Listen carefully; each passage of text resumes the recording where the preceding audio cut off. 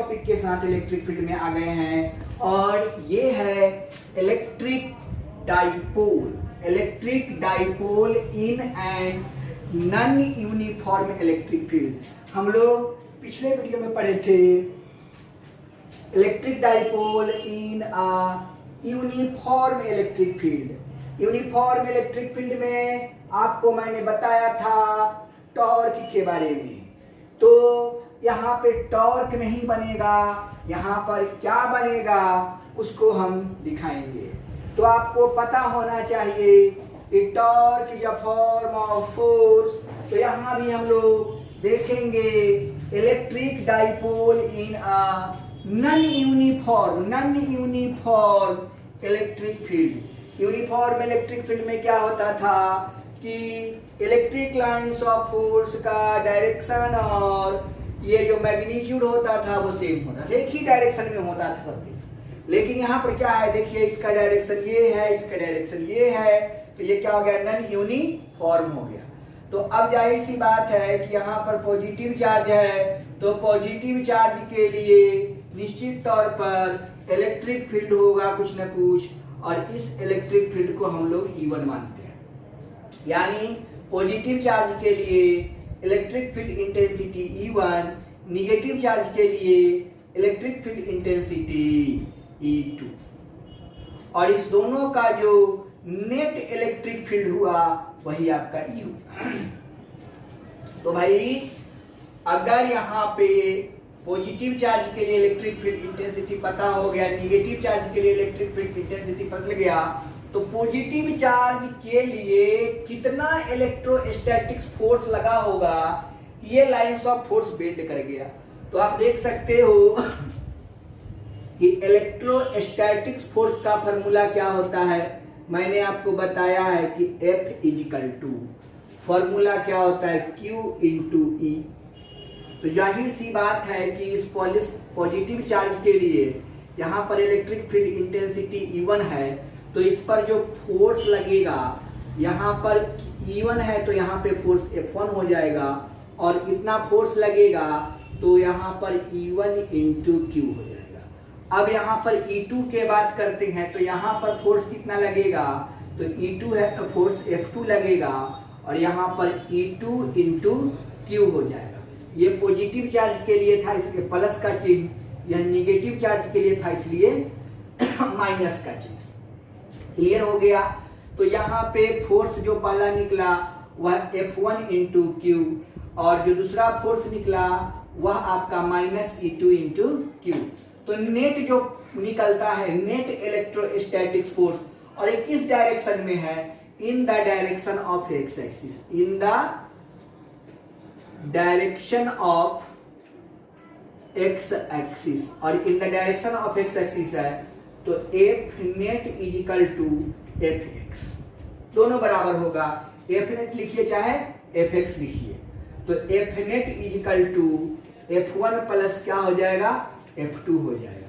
तो F1 की जगह पर क्या है E1 इंटू Q, और यहाँ पे प्लस है और यहाँ पे माइनस है, तो प्लस माइनस माइनस हो जाएगा, और E2 इंटू Q हो जाएगा। यहाँ से Q में दोनों में Q कॉमन कर लीजिएगा तो क्या हो जाएगा, E1 माइनस E2 हो जाएगा।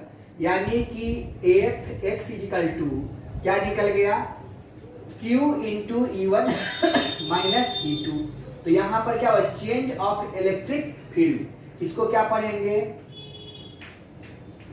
चेंज ऑफ इलेक्ट्रिक फील्ड को हम लोग कहेंगे डेल्टा E। क्या बोलेंगे, डेल्टा E। तो यहाँ पर क्या हो जाएगा, Fx is equal to Q into delta E। तो ये तो बात आपको समझ में आ गया होगा। इसी चीज को मैंने यहाँ पे लिखा है कि in this figure force acting on positive charge Q है ना ऑफ इलेक्ट्रिक डाइपोल, ठीक है। तो इस पर कितना फोर्स एक्टिंग हो रहा है वो पूछ रहा है। तो F1 is equal to Q into E1, देखिए यही बात लिख दिए, force acting on minus Q charge of electric dipole F2 is equal to minus Q into E2। Clear, ये दोनों आपका निकल गया। तो हमको क्या चाहिए, then net electric dipole in non uniform electric field, तो नेट चाहिए तो क्या लिख देंगे एफ नेट, और ये किस एक्सिस के डायरेक्शन में है तो एक्स एक्सिस के डायरेक्शन में, तो आप इसको एफ एक्स भी लिख सकते हैं, तो F x is equal to F net is equal to F one plus F two. तो देखिए एफ वन का मान हमको पता है, एफ टू का मान हमको पता है, जो यहाँ पर सॉल्यूशन करके भी आपको दिखाया हूं मैं, तो सॉल्व करके दिखाया तो F1 की जगह पर देखिए क्या लिखा हुआ है, F1 की जगह पर E1 इंटू क्यू और F2 की जगह पर E2 इंटू क्यू, लेकिन माइनस में, तो यहाँ पे प्लस हो गया, यहाँ पे माइनस लिखा गया। सॉल्यूशन किए तो प्लस माइनस माइनस हो जाएगा, क्यू क्यू दोनों में तो कॉमन कर लिए, और यहाँ पर क्यू इंटू डेल्टा ई हो गया, और यहाँ पर जो एफ नेट या एफ एक्स जो निकला वो आपका वैल्यू निकल गया किसका, ये दोनों इलेक्ट्रिक फील्ड की इंटेंसिटी जो दिया हुआ है, इसके द्वारा कितना फोर्स एक्टिंग हो रहा है, इसके द्वारा कितना फोर्स एक्टिंग हो रहा है, और इन दोनों के द्वारा टोटल जो फोर्स एक्टिंग हो रहा है, जिसके वजह से इतना ये बेंड किया, इतना ये बेंड किया, तो निश्चित रूप से कुछ ना कुछ फोर्स लग रहा होगा, तो वही एफ नेट है। तो वह एफ नेट क्या हो गया, तो आपका Q into E1 minus E2 हो गया। तो E1 माइनस E2 को हम क्या पढ़ते हैं, डेल्टा E पढ़ते हैं, डेल्टा E लिख दिए, और ये इक्वेशन नंबर फर्स्ट हो गया। अब आइए, if P is the dipole, हमने पढ़ा है इलेक्ट्रिक डाइपोल मोमेंटम को किस नोट करते हैं, P से डिनोट करते हैं, इसलिए लिखिए कि if P is the dipole momentum of electric dipole of length delta x, clear, length कितना ले रहे हैं, डेल्टा एक्स, यानी कि अब आपके पास जो लेंथ हो गया, लेंथ हमको पता चल गया, लेंथ आपको पता चल गया, मतलब जो इलेक्ट्रिक डाइपोल जो उत्पन्न हो रहा है इस दोनों के बीच के, इसके लेंथ को कितना दिया हुआ है, डेल्टा एक्स दे दिया है, ठीक है, delta x. Then electric dipole का क्या फॉर्मूला होता है, चार्ज इंटू दोनों के बीच का लेंथ, तो चार्ज हो गया Q और दोनों के बीच का लेंथ हो गया डेल्टा x, जो हमने माना है डेल्टा x लिख दिए। तो अब बताइए यहां से चार्ज का वैल्यू निकालेंगे तो P इक्वल टू कितना हो जाएगा, सॉरी Q इक्वल टू क्या हो जाएगा, P by delta x। Now तो अब ये हमारा वैल्यू निकल गया, क्या निकल गया, Q का वैल्यू निकल गया। हमको चाहिए क्या, हमको चाहिए इलेक्ट्रिक डाइपोल, और इलेक्ट्रिक डाइपोल चाहिए तो भैया चाहिए, यानी कि इलेक्ट्रिक डाइपोल क्या होगा उसके लिए हम बात करें। तो Q का मान हमको पता चल गया, Q का मान हमको पता चल गया। अब देखिए, और इसका चेंज ऑफ इलेक्ट्रिक फील्ड कितना है, डेल्टा इंटू ई। तो अगर मैं इसके जगह पर Q के जगह पर P बाई डेल्टा एक्स मान रख देंगे तो क्या हमारा इलेक्ट्रिक डाइपोल नहीं निकल जाएगा, निकल जाएगा। इसलिए मैं लिखा now putting the value of Q in equation first. तो यहाँ पर एफ नेट को हमने क्या बोला है, एफ एक्स बोलने के लिए, तो F x is equal to F net is equal to Q into delta E, ठीक है। तो Q into delta E, Q के जगह पर यहाँ के मान उठा के रख दीजिए, सॉरी यहाँ से P बाई डेल्टा एक्स, तो P by delta x into delta ई।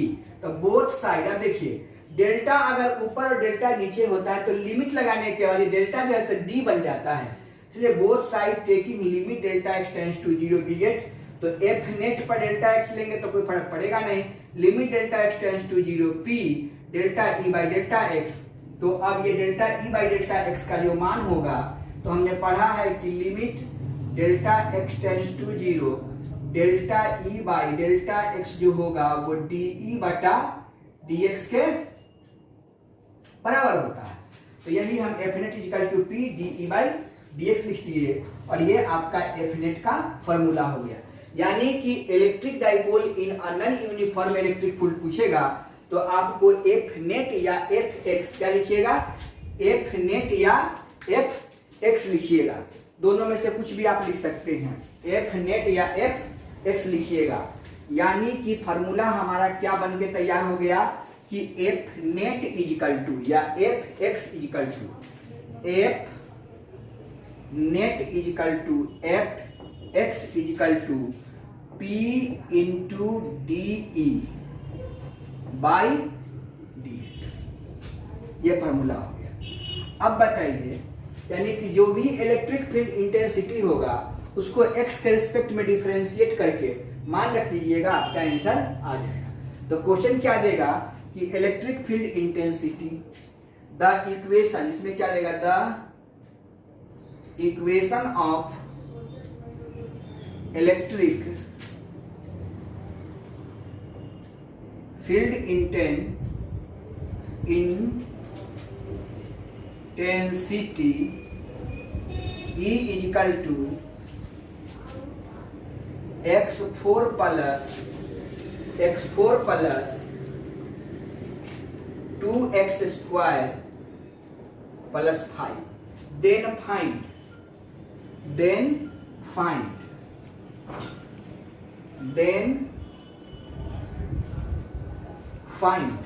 समझे, electric dipole, then find electric dipole in a non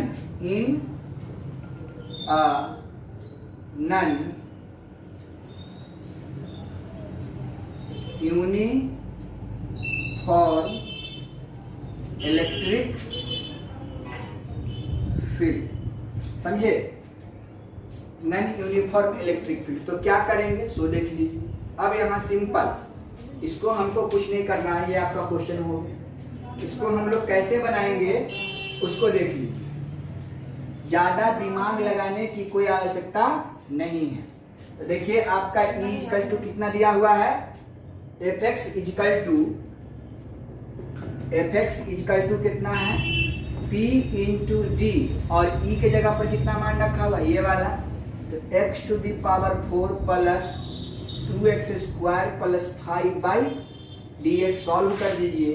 तो Fx equal to P into 4x cube plus 6x plus constant का 0, तो Fx equal to P into 4x cube plus 6x, और ये आपका answer हो जाएगा।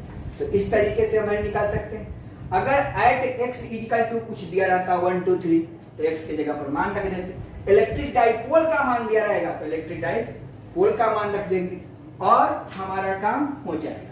अब इलेक्ट्रिक डाइपोल का फॉर्मूला तो हम ये भी जानते हैं, इलेक्ट्रिक डाइपोल का फॉर्मूला P इक्वल टू हम लोग क्या जानते हैं, तो फॉर्मूला जानते हैं 2L/Q। अगर दोनों के बीच का लेंथ दिया रहता है, समझे, तब भी हम काम कर देंगे, और यहाँ पर चार्ज का वैल्यू दिया रहेगा तब भी हम काम कर देंगे।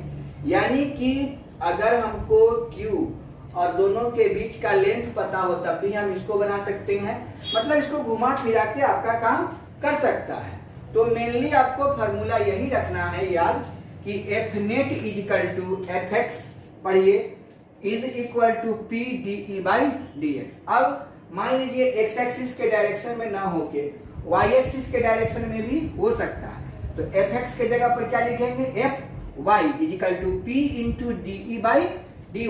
तो इस आधार पर नेट इलेक्ट्रिक डाइपोल जो हम लोग निकाले हैं इन the direction of x axis, तो इन द डायरेक्शन ऑफ क्या हो सकता है, y एक्सिस भी हो सकता है, in the direction of z axis भी हो सकता है। तो हमको ये देखना पड़ेगा कि किस डायरेक्शन में पूछा जा रहा है।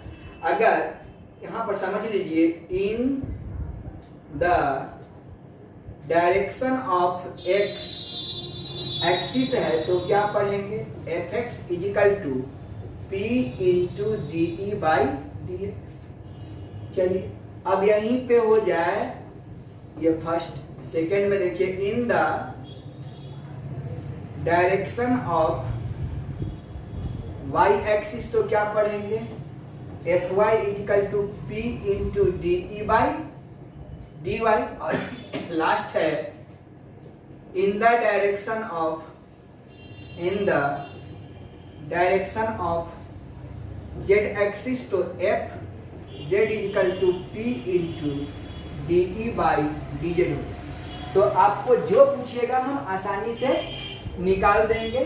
डायरेक्शन ऑफ x एक्सिस मतलब x के रिस्पेक्ट में डिफरेंशिएट करना है, डायरेक्शन ऑफ y एक्सिस मतलब y के रिस्पेक्ट में डिफरेंशिएट करना है, डायरेक्शन ऑफ z एक्सिस मतलब z के डायरेक्शन में डिफरेंशिएट करना है। और हम लोग को ये आपका एफ एक्स का नेट निकलेगा, ये आपका एफ वाई का नेट निकलेगा और ये आपका एफ जेड का नेट निकलेगा। मतलब इन the direction of x axis electrostatic force बोल सकते हैं या इलेक्ट्रिक डाइपोल बोल सकते हैं, है ना, in the direction of x axis, in the direction of y axis और in the direction of z axis. तो एक्स एक्सिस पूछेगा तो एक्स एक्सिस के रिस्पेक्ट में डिफरेंशिएट करना है, वाई एक्सिस पूछेगा तो वाई एक्सिस के डायरेक्शन में और जेड एक्सिस पूछेगा तो जेड एक्सिस के डायरेक्शन में इसको डिफरेंशिएट करना है। तो आपसे क्वेश्चन पूछ सकता है कि net electric dipole in the direction of y axis और ऑप्शन दे देगा P into d E by d x, फिर ऑप्शन दे देगा ए में, बी में दे देगा P into d E by d z और सी में दे देगा P into d E by d y और डी में दे देगा नन ऑफ दी। तो हमको डायरेक्शन ऑफ वाई एक्सिस पूछा है तो वाई वाला ऑप्शन सही हो जाएगा, बाकी सब गलत हो जाएगा। तो आप लोग इसको समझ चुके हैं। अब हम लोग नेक्स्ट टॉपिक पढ़ने की शुरुआत करते हैं, तो देखते हैं आगे। तो हम लोग चर्चा कर रहे थे इलेक्ट्रिक फ्लक्स पर। तो बेटा इलेक्ट्रिक फ्लक्स को पहले समझ लो कि आखिरकार ये इलेक्ट्रिक फ्लक्स होता क्या है। बुक में तो बहुत सारी बातें लिखी हुई है और इलेक्ट्रिक फ्लक्स का अलग अलग रूपरेखा है, लेकिन जो मैंने लिखा है वो कुछ अलग है। सबसे पहले इलेक्ट्रिक फ्लक्स होता क्या है, तो इलेक्ट्रिक फ्लक्स जो देखा गया वो सबसे पहले कहाँ देखा गया, तो किसी भी सरफेस से जब इलेक्ट्रिक फील्ड इंटेंसिटी पास कर जा रहा था, टोटल लाइंस ऑफ फोर्स जितना भी चार्ज है, चार्ज ये सपोज करो कि यहाँ पर कोई चार्ज रखा हुआ होगा और उस सरफेस के पहले कोई चार्ज रखा हुआ है, तो उस सरफेस से क्या होगा, चार्ज जो है, सपोज कीजिए कि आप देख सकते हैं कि ये एक मोबाइल है और इस मोबाइल का ये क्या है, सरफेस है, ये भी क्या है, सरफेस है। तो मैंने क्या किया कि यहाँ से इलेक्ट्रिक फील्ड इस सरफेस पे दिया, तो क्या हो रहा है कि ये जो है ना, ये इलेक्ट्रिक फील्ड वो इस सरफेस से पार होके निकल जा रहा है। जरा गौर कीजिए कि सरफेस से जब निकलेगा इलेक्ट्रिक फील्ड तो कैसे निकलेगा, परपेंडिकुलरली। जरा गौर कीजिए, ये इलेक्ट्रिक फील्ड है, देखिए ऐसे जा रहा है, ऐसे जा रहा है, ऐसे जाते जाते जाते जाते टकराएगा और टकरा के ये इस पार से उस पार हो जाएगा। तो इस पार से उस पार जो होगा, तो क्या इसको आप देख रहे हैं कि ये सरफेस पर क्या है, परपेंडिकुलर है। 90 डिग्री का एंगल बन रहा है, आपको दिख रहा होगा 90 डिग्री के एंगल बन रहा है। देखिए सरफेस और ये इलेक्ट्रिक फील्ड दोनों क्या है, सरफेस पर ये इलेक्ट्रिक फील्ड जो है वो परपेंडिकुलर है। नंबर एक, अगर मैं इसको इस पार से उस पार निकाल दूं, अब ये यहां आ गया, तो क्या ये सरफेस पर परपेंडिकुलर नहीं है, बिल्कुल है।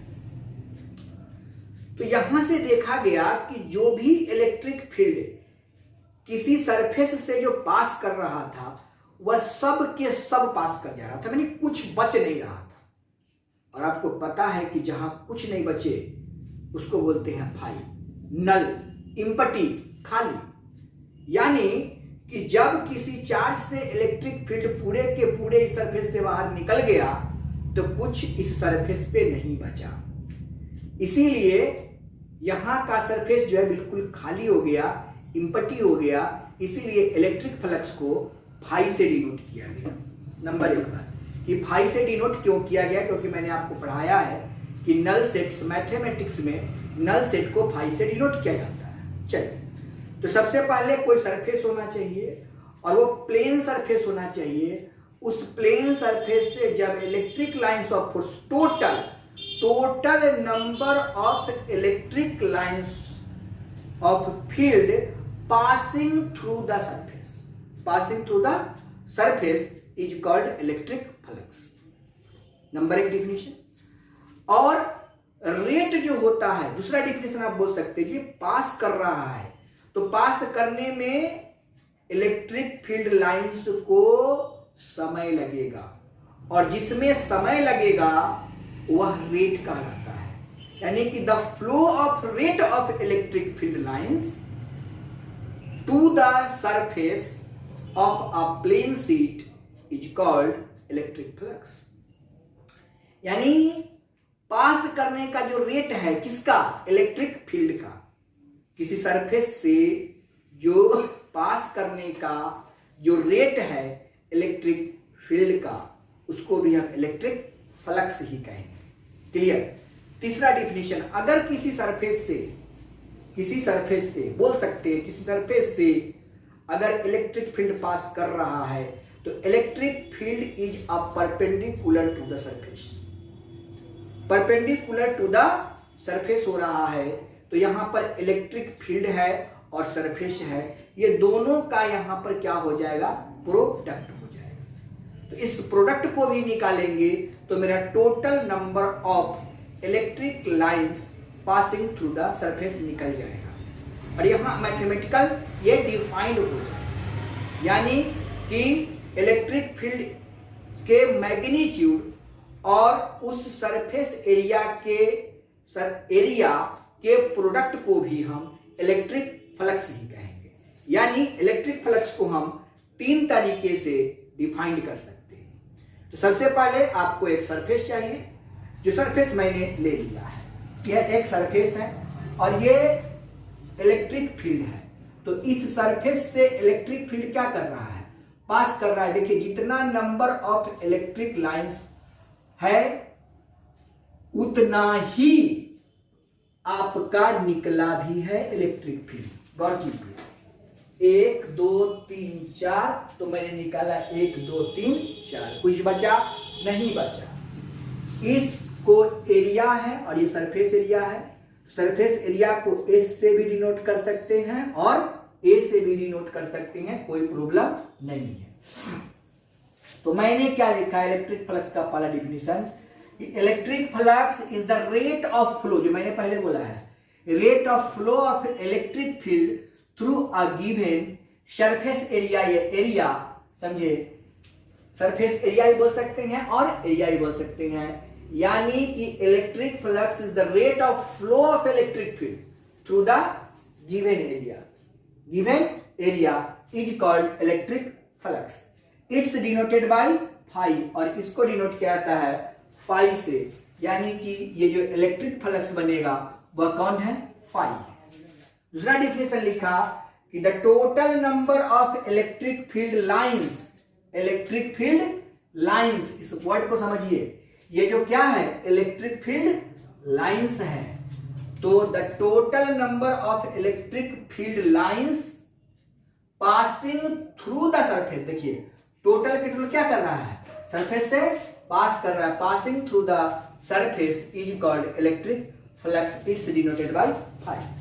और तीसरा डिफिनेशन आप देख सकते हो कि इसी सरफेस से जितना, देखिए 1 2 3 4 5 6, गिनिए 1 2 3 4 5 और एक छूट रहा है भैया, और ये यहां छूट रहा है, ये वाले, ठीक है।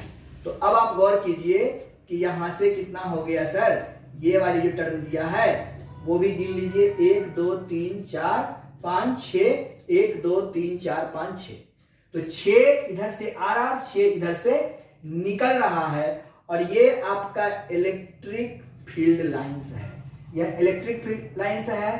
और ये जो थीटा एंगल के साथ जो बना रहा है वो क्या बना रहा है, इस सरफेस एरिया, क्या बना रहा है, सरफेस एरिया। तो हम लोग लिखे, इसके आधार पर एक नया डिफिनेशन मिला कि electric flux is defined as, या electric flux may be defined as, may be defined as, may be defined as the product of magnitude of the electric field E and the surface area S perpendicular to the electric field, perpendicular to the electric field, perpendicular to the electric field। समझ गए, यहां पे समझ रहे बात को।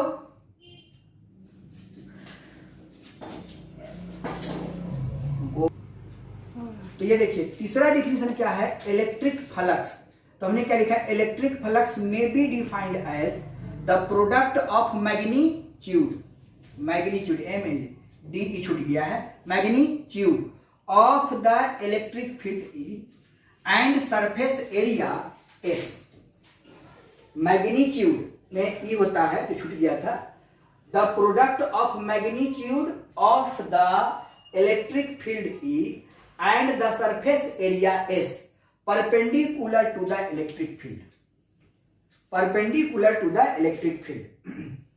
अगर magnitude की बात हो जाए तो केवल ई इंटू एस लिख देंगे, लेकिन अगर मैग्नीट्यूड की बात नहीं हो, केवल आपको यह लिखा जाए कि द प्रोडक्ट ऑफ, केवल लिखा जाए कि the product of magnitude of, magnitude को हटा दिया जाए, केवल लिख दिया जाए कि the electric flux may be defined as the product of electric field E, और ई तो मैग्नीट्यूड तो है, तो कौन सा क्वांटिटी हो जाएगा, vector quantity, and surface area S. अब ये सरफेस एरिया जो है ये इस एरिया से निकल रहा है, तो आप देखिए कि ये जो पार्ट बनेगा वो क्या बनेगा, एक वेक्टर क्वांटिटी बन जाएगा, क्योंकि वेक्टर लॉ को जोड़ेगा। अगर इधर से जोड़ेंगे तो इधर जाएगा, इधर जाएगा, और फिर आगे this is called resultant vector हो जाएगा। है वो उसके बारे में हम थोड़ी देर में चर्चा करेंगे। तो ये समझ में आ गया होगा कि electric flux may be defined as the product of magnitude of the electric field E and the surface area S perpendicular to the electric field is called क्या हो जाएगा, इलेक्ट्रिक फ्लक्स। और इलेक्ट्रिक फ्लक्स को किस note करते हैं, phi से, तो फाई इजिकल टू क्या आ जाएगा, ई इंटू एस। अब इसको हम लोग सपोज कीजिए कि हम लोग उस सरफेस को ना लेके एक छोटा सा स्मॉल सरफेस लेते हैं। एक स्मॉल सरफेस अगर हम लेते हैं तो क्या होगा, जरा सोचिए कि हम लोग अगर एक स्मॉल सरफेस लेते हैं तो क्या बन जाएगा, इलेक्ट्रिक फ्लक्स के रूप में। तो देखिए यहां पर इसी डायग्राम को फिर से हम बनाए हैं। जरा गौर करने वाली बात है कि ये तो हम इतना बड़ा सरफेस एरिया लिए हैं और ये इलेक्ट्रिक फील्ड पर क्या है, परपेंडिकुलर है। अब मैं इस सरफेस की बात कर रहा हूं, केवल इस सरफेस की, एक छोटी सी सरफेस एरिया का। ये इतनी छोटी सरफेस एरिया है और ये इलेक्ट्रिक फील्ड जो है वो क्या है, ये ई है। ये आपका इलेक्ट्रिक फील्ड ई हो गया और ये इसका सरफेस एरिया हो गया, ये वाला पार्ट, या आप इसका ए लीजिए। तो ये सरफेस एरिया बहुत छोटा है, इसीलिए इसको हम लोग क्या बोलेंगे, डीएस बोलेंगे, और ये दोनों के बीच जो एंगल बनेगा वो क्या बनेगा, थीटा बनेगा। वही सिचुएशन यहां भी उत्पन्न होगा, वही सिचुएशन यहां भी, सभी जगह पर यही उत्पन्न होगा। तो आप देख सकते हैं कि ये और ये दोनों के बीच का जो प्रोडक्ट होगा विथ एंगल थीटा, वो भी आपका क्या कहलाएगा, इलेक्ट्रिक फ्लक्स। अगर हम सरफेस एरिया को बहुत छोटा लिए हैं तो इसका इलेक्ट्रिक फ्लक्स भी जो होगा वो बहुत छोटा होगा, यानी डी फाई। तो हम लोग लिख सकते हैं कि द डॉट प्रोडक्ट, दूसरा definition, the dot product of electric field intensity, electric field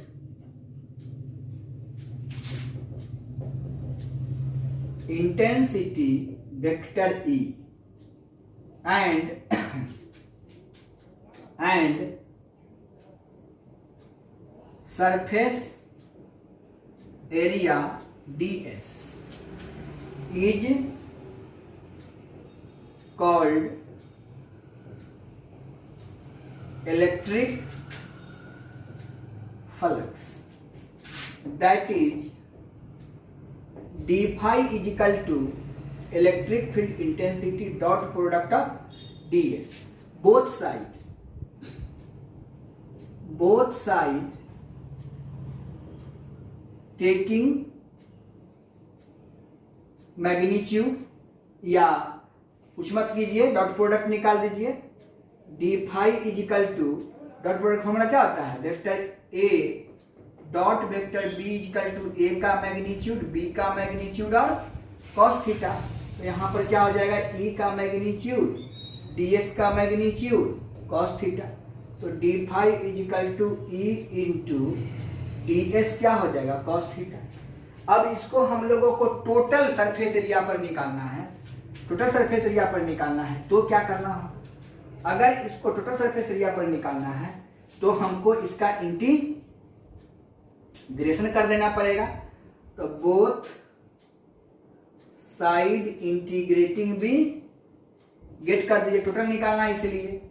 तो डी फाई का इंटीग्रेशन इज इक्वल टू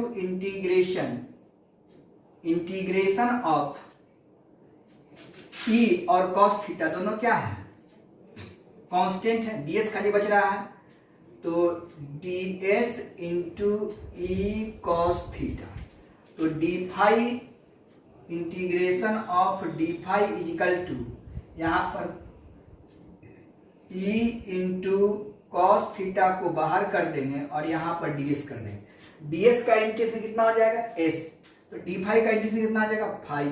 अब यहां पर डीएस को इंटीग्रेट करना है तो कहां से कहां तक, तो 0 से लेके एस तक, क्योंकि ओरिजिन ये है और पूरा सरफेस एरिया ये है। तो डी फाई का हो गया phi is equal to E into cos theta और डीएस का इंटीग्रेशन एस कहां से कहां तक, तो 0 से लेके एस तक। और इसको सॉल्व कर दीजिएगा तो phi is equal to E cos theta into S minus 0, solve करिएगा तो क्या निकल गया, E into S cos theta, और ये आपका वैल्यू निकल गया। अगर इफ थीटा इजिकल टू हम 0 ले लेते हैं, मतलब अगर एरिया सबसे छोटा है तो इलेक्ट्रिक फील्ड इंटेंसिटी क्या होगा, उसके बीच के एंगल एकदम निग्लिजिबल होगा, 0 हो जाएगा। तो लिखेंगे कि since theta is equal to 0 degree then क्या हो जाएगा, phi is equal to E into S into cos 0 degree, तो फाई इजिकल टू क्या निकल गया, ई इंटू एस निकल गया। और यही आपका इलेक्ट्रिक फ्लक्स का फॉर्मूला हो गया। तो हमने क्या देखा कि अगर एक स्मॉल सरफेस एरिया की अगर बात किया जाए तो उस समय ई इंटू एस निकल जाता है, और यही कहलाता है इलेक्ट्रिक फ्लक्स। तो इलेक्ट्रिक फ्लक्स को मैंने बहुत तरीके से चार तरीके से डिफाइन किया। पहला ये दिखाया, दूसरा आपको दिखाया, तीसरा दिखाया, और ये चौथा एक स्मॉल सरफेस एरिया को भी लेके आपको हम दिखा दिए। अगर यहाँ पे एंगल बन जाता है 90 डिग्री तो वैल्यू कितना हो जाएगा, 0 हो जाएगा, समझ गए। तो इसका वैल्यू कितना हो जाएगा, 0 हो जाएगा। तो इस तरीके से हम लोग जो है सो टोटल सरफेस एरिया के इलेक्ट्रिक फ्लक्स को निकालेंगे तो वैल्यू कितना हो जाएगा, ई इंटू एस या ई एस कॉस थीटा। तो ये आपको समझ में आ गया होगा। अब आगे हम लोग देखेंगे गॉसेस थ्योरम। तो हम लोग देखिए कि इलेक्ट्रिक फ्लक्स का जो फॉर्मूला था phi is equal to E into S, आपके दिमाग में एक बात आने लगा हो कि sir phi is equal to E into S है तो इसका यूनिट क्या क्या हो सकता है। तो इसका यूनिट जो होगा वो देखिए, हम लोग जानते हैं कि इलेक्ट्रिक फील्ड इंटेंसिटी का जो यूनिट होता है क्या होता है, न्यूटन पर कूलम, और सरफेस एरिया का क्या होता है, मीटर स्क्वायर। तो यूनिट जो इसका हो गया वो क्या हो गया, न्यूटन मीटर स्क्वायर पर कूलम, ये हो जाता है।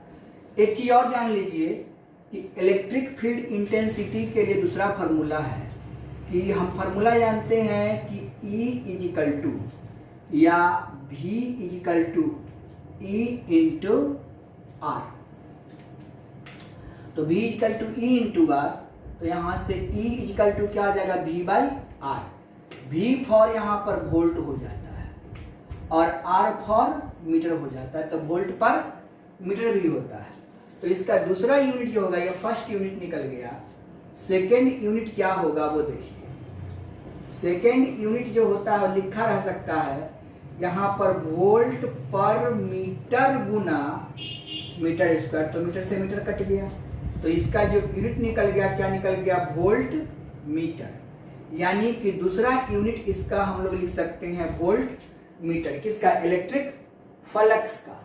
इलेक्ट्रिक फ्लक्स का दूसरा यूनिट हो गया वोल्ट मीटर। अब देखिए, अब आपके दिमाग में आ रहा होगा कि सर हम लोग ना इसको जो है सो चाहते हैं कि इसका डायमेंशनल फॉर्मूला निकल जाए, तो कोई दिक्कत नहीं है, डायमेंशनल फॉर्मूला निकाल सकते हैं। डायमेंशनल फॉर्मूला ऑफ फाई क्या निकलेगा, इलेक्ट्रिक फील्ड इंटेंसिटी न्यूटन पर कूलम, न्यूटन के लिए क्या होता है mLt-2 डिवाइडेड बाय, यहाँ कूलम है तो चार्ज हो गया, चार्ज के लिए क्या यूज करते हैं I इंटू टी, और मीटर स्क्वायर के लिए क्या हो जाएगा L स्क्वायर। अब इसको सॉल्व कर दीजिए तो क्या निकल जाएगा, बहुत इंपॉर्टेंट है, कई एक बार पूछ चुका है। तो m L के पावर 2 और L के पावर 1, तो L के पावर 3, T के पावर -2 पहले से है, एगो और ऊपर जाएगा तो T के पावर -3 हो जाएगा, और ये I है, I ऊपर चला जाएगा तो A हो जाएगा, I माने करंट, करंट का एम्पियर होता है -1, और इस रूप में लिख देगा तो इसका डायमेंशनल फॉर्मूला हो जाएगा। आप इसको ऐसे भी लिख सकते हैं I टू दी पावर -1, तब भी आपका कोई गड़बड़ नहीं होगा। तो इस तरीके से हम लोगों ने क्या देखा कि इसका डायमेंशनल फॉर्मूला क्या होता है, यूनिट क्या होता है। अब देखिए कि सम स्पेशल केस में क्या हो सकता है, सम स्पेशल केस। अब देखिए फाई इजिकल टू क्या देखे हैं ES cos थीटा, तो अगर फर्स्ट में आप देख सकते हैं कि put theta is equal to 90 degree, तो फाई इजिकल टू क्या हो जाएगा E into S cos 90 degree, cos 90 का वैल्यू कितना होता है 0, तो फाई इजिकल टू यहाँ पर क्या निकल गया 0। यानी क्या देखिए कि जब इलेक्ट्रिक फील्ड जो है सरफेस के पैरेलल होने लगेगा तो उस समय इलेक्ट्रिक फ्लक्स का मान कितना हो जाएगा 0 हो जाएगा। सेकेंड केस आप देख सकते हो phi is equal to ES cos theta, put करोगे थीटा इजिकल टू 0 डिग्री, तो आपने देखा था कि फाई इजिकल टू क्या निकला था E इंटू एस।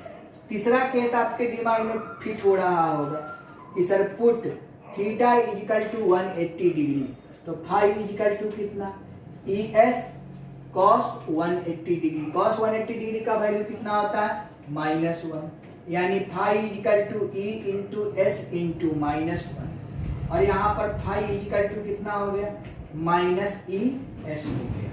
यानी कि जब हम लोग थीटा बराबर 0 लेंगे तो इलेक्ट्रिक फ्लक्स क्या हो जाएगा positive, theta is equal to 180 degree लेंगे तो इलेक्ट्रिक फ्लक्स क्या हो जाएगा निगेटिव, और थीटा इजिकल टू 0 लेंगे तो उसका वैल्यू 90 डिग्री लेंगे तो इलेक्ट्रिक फ्लक्स वहां का क्या हो जाएगा 0 हो जाएगा। यानी कुल मिलाकर इलेक्ट्रिक फ्लक्स का यूनिट आपने देख लिया, डायमेंशनल फार्मूला आपने देख लिया, और इलेक्ट्रिक फ्लक्स चेंज होता है, समझे, इलेक्ट्रिक फील्ड के मूव करने पर भी डिपेंड करता है। कभी 90 डिग्री के एंगल से मूव करेगा तो 0 हो जाएगा, 0 डिग्री के एंगल से मूव करेगा तो आपका पॉजिटिव इलेक्ट्रिक फ्लक्स कुछ ना कुछ निकलेगा, और अगर आप 180 डिग्री के एंगल से मूव करेगा तो वहां पर निगेटिव इलेक्ट्रिक फ्लक्स भी देना शुरू कर देता है। तो इस तरीके से हमने इलेक्ट्रिक फ्लक्स के हर रूपरेखा को देख लिया। अगले वीडियो में आपको हम पढ़ाएंगे गॉसेस थ्योरम, जो कि बहुत इंपॉर्टेंट है, और वो भी इलेक्ट्रिक फ्लक्स के आपके इलेक्ट्रिक फ्लक्स के एप्लीकेशन पर ही निकलता है। तो अगर आपको इलेक्ट्रिक फ्लक्स कंप्लीट हो गया तो आप गॉसेस थ्योरम भी कंप्लीट कर लेंगे। आपको यह समझना है कि अगर किसी क्लोजली पैक लूप में, प्लेन शीट की बात नहीं अब करेंगे, आप क्लोजली पैक लूप की बात करेंगे, यानी measurement of electric flux in closely packed loop is called Gauss's theorem. Simple, अगर किसी क्लोजली पैक लूप में अगर हम इलेक्ट्रिक फ्लक्स को निकालेंगे, समझे, तो उसको हम लोग क्या कहेंगे गॉसेस थ्योरम कहेंगे। और गॉसेस थ्योरम को डिफाइन किया गया है phi is equal to q by epsilon naught, यानी phi is equal to q by epsilon naught होता है। क्यों होता है, कैसे होता है, इसको हम प्रूफ करके अगले वीडियो में दिखाएंगे, ताकि आपको ये बात समझ में आ जाए। और गॉसेस थ्योरम समझ जाइएगा तो यहाँ से क्वेश्चन बोर्ड में फिक्स है, आएगा ही आएगा, उसमें कोई किंतु परंतु नहीं है। तो हम लोग देख लिए इलेक्ट्रिक फ्लक्स के बारे में, और इसी एप्लीकेशन से निकाला जाएगा आपका गॉसेस थ्योरम। तो यहाँ तक स्पष्ट है, क्लियर है। तो मेरी मनोकामना है, मेरी शुभ कामना है आप लोगों के लिए कि आप लोग खूब बढ़िया से पढ़े, लॉकडाउन होने के बावजूद भी अच्छे रिजल्ट लाए, ताकि आपको ये समझ में आ जाए कि लॉकडाउन से हमको कोई फर्क नहीं पड़ा, और हमारी मेहनत तभी सफल होगा जब आप खूब मेहनत से पढ़िएगा, रिजल्ट लाइएगा और अपने संगी साथी को भी एक अच्छे मार्गदर्शन दीजिएगा। तो मेरी ये आप लोगों से निवेदन है कि आप लोग तो पढ़े ही पढ़े, लॉकडाउन अवधि में अपने दोस्त महिम जो भी हैं उनको भी पढ़ने के लिए प्रेरित करें और मेरे वीडियो को अधिक से अधिक लोगों में शेयर करें, लाइक करें, सब्सक्राइब करें ताकि लोग पढ़ सके। जय हिंद, जय भारत।